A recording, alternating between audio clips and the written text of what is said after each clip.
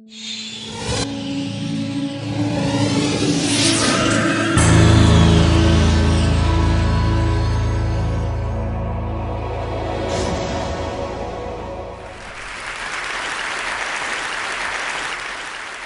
a storyteller, and I would like to tell you a few personal stories about what I like to call the danger of the single story.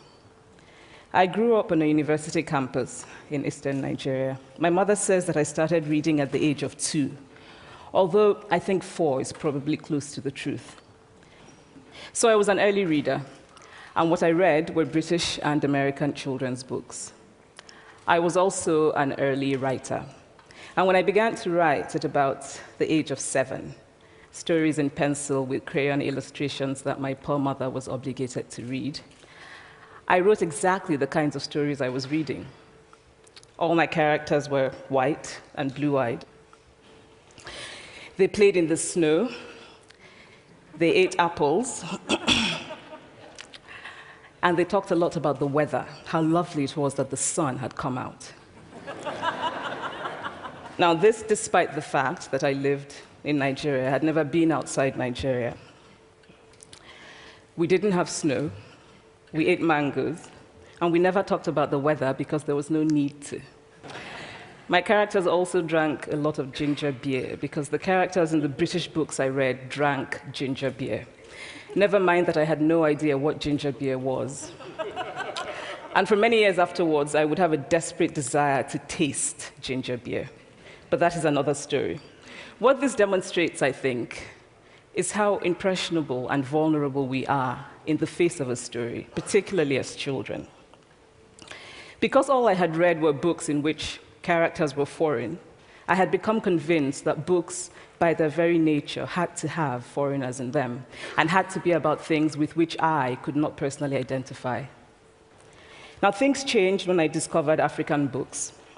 There weren't many of them available, and they weren't quite as easy to find as the foreign books, but because of writers like Chinua Achebe and Kamara Laye, I went through a mental shift in my perception of literature. I realized that people like me, girls with skin the color of chocolate, whose kinky hair could not form ponytails, could also exist in literature. I started to write about things I recognized. Now, I loved those American and British books I read. They stirred my imagination. They opened up new worlds for me. But the unintended consequence was that I did not know that people like me could exist in literature. So what the discovery of African writers did for me was this. It saved me from having a single story of what books are.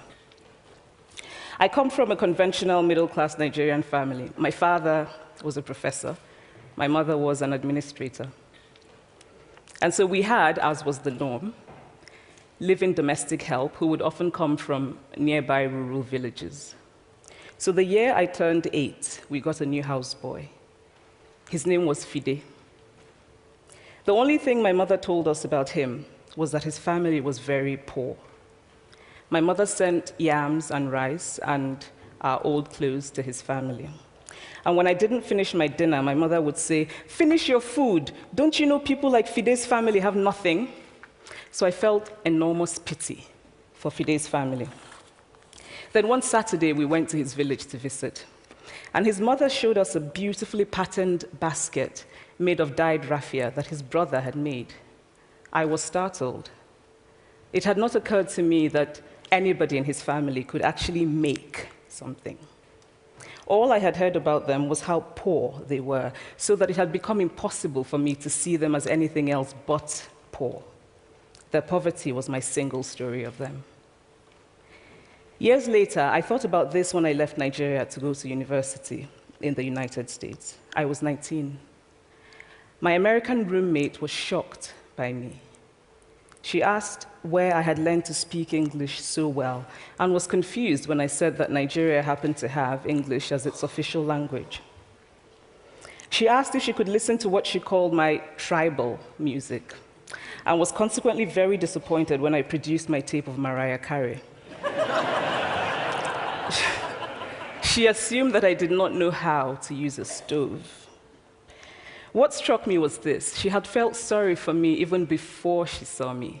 Her default position toward me as an African was a kind of patronizing, well-meaning pity. My roommate had a single story of Africa, a single story of catastrophe. In this single story, there was no possibility of Africans being similar to her in any way, no possibility of feelings more complex than pity, no possibility of a connection as human equals. I must say that before I went to the US, I didn't consciously identify as African. But in the US, whenever Africa came up, people turned to me, never mind that I knew nothing about places like Namibia. But I did come to embrace this new identity, and in many ways, I think of myself now as African, although I still get quite irritable when Africa is referred to as a country, the most recent example being my otherwise wonderful flight from Lagos 2 days ago, in which there was an announcement on the Virgin flight about their charity walk in India, Africa, and other countries. So after I had spent some years in the US as an African, I began to understand my roommate's response to me. If I had not grown up in Nigeria, and if all I knew about Africa were from popular images, I too would think that Africa was a place of beautiful landscapes, beautiful animals, and incomprehensible people fighting senseless wars, dying of poverty and AIDS, unable to speak for themselves, and waiting to be saved by a kind white foreigner. I would see Africans in the same way that I, as a child, had seen Fide's family. This single story of Africa ultimately comes, I think, from Western literature. Now, here's a quote from the writing of a London merchant called John Locke, who sailed to West Africa in 1561 and kept a fascinating account of his voyage. After referring to the black Africans as beasts who have no houses, he writes, "They are also people without heads, having their mouths and eyes in their breasts." Now, I've laughed every time I've read this, and one must admire the imagination of John Locke. But what is important about his writing is that it represents the beginning of a tradition of telling African stories in the West, a tradition of sub-Saharan Africa as a place of negatives, of difference, of darkness, of people who, in the words of the wonderful poet Rudyard Kipling, are half devil, half child. And so I began to realize that my American roommate must have, throughout her life, seen and heard different versions of this single story. As had a professor who once told me that my novel was not authentically African. Now, I was quite willing to contend that there were a number of things wrong with the novel, that it had failed in a number of places, but I had not quite imagined that it had failed at achieving something called African authenticity. In fact, I did not know what African authenticity was. The professor told me that my characters were too much like him, an educated and middle-class man. My characters drove cars. They were not starving. Therefore, they were not authentically African. But I must quickly add that I, too, am just as guilty on the question of the single story. A few years ago, I visited Mexico from the US. The political climate in the US at the time was tense, and there were debates going on about immigration. And, as often happens in America, immigration became synonymous with Mexicans. There were endless stories of Mexicans as people who were fleecing the healthcare system, sneaking across the border, being arrested at the border, that sort of thing. I remember walking around on my first day in Guadalajara, watching the people going to work, rolling up tortillas in the marketplace, smoking, laughing. I remember first feeling slight surprise, and then I was overwhelmed with shame. I realized that I had been so immersed in the media coverage of Mexicans that they had become one thing in my mind, the abject immigrant. I had bought into the single story of Mexicans, and I could not have been more ashamed of myself. So that is how to create a single story. Show a people as one thing, as only one thing, over and over again, and that is what they become. It is impossible to talk about the single story without talking about power.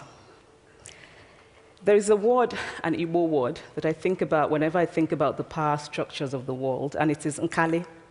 It's a noun that loosely translates to be greater than another. Like our economic and political walls, stories too are defined by the principle of nkali. How they are told, who tells them, when they are told, how many stories are told, are really dependent on power.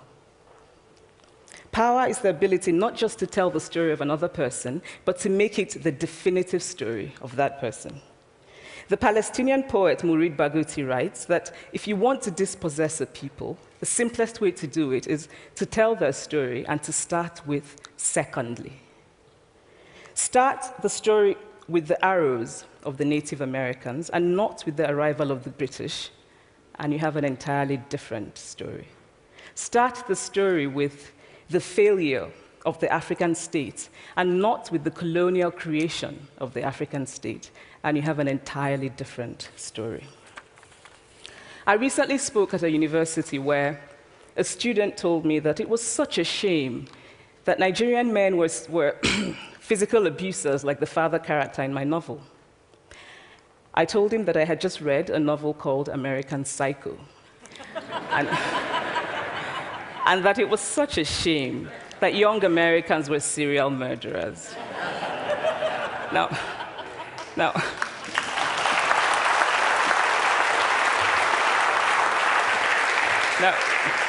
obviously, I said this in a fit of mild irritation, but it would never have occurred to me to think that just because I had read a novel in which a character was a serial killer, that he was somehow representative of all Americans. And now, this is not because I'm a better person than that student, but because of America's cultural and economic power, I had many stories of America. I had read Tyler, Updike, and Steinbeck, and Gateskill. I did not have a single story of America. When I learned some years ago that writers were expected to have had really unhappy childhoods to be successful, I began to think about how I could invent horrible things my parents had done to me. But the truth is that I had a very happy childhood, full of laughter and love, in a very close-knit family. But I also had grandfathers who died in refugee camps. My cousin, Polly, died because he could not get adequate health care. One of my closest friends, Ukuloma, died in a plane crash because our fire trucks did not have water. I grew up under repressive military governments that devalued education so that sometimes my parents were not paid their salaries. And so as a child, I saw jam disappear from the breakfast table. Then margarine disappeared. Then bread became too expensive. Then milk became rationed. And most of all, a kind of normalized political fear invaded our lives. All of these stories make me who I am. But to insist on only these negative stories is to flatten my experience and to overlook the many other stories that formed me. The single story creates stereotypes. And the problem with stereotypes is not that they are untrue, but that they are incomplete. They make one story become the only story. Of course, Africa is a continent full of catastrophes, the immense ones, such as the horrific rapes in Congo, and depressing ones, such as the fact that 5,000 people apply for one job vacancy in Nigeria. But there are other stories that are not about catastrophe, and it is very important, it is just as important to talk about them. I've always felt that it is impossible to engage properly with a place or a person without engaging with all of the stories of that place and that person. The consequence of the single story is this: it robs people of dignity. It makes our recognition of our equal humanity difficult. It emphasizes how we are different rather than how we are similar. So what if before my Mexican trip, I had followed the immigration debate from both sides, the US and the Mexican? What if my mother had told us that Fide's family was poor and hardworking? What if we had an African television network that broadcast diverse African stories all over the world, what the Nigerian writer Chinua Achebe calls a balance of stories?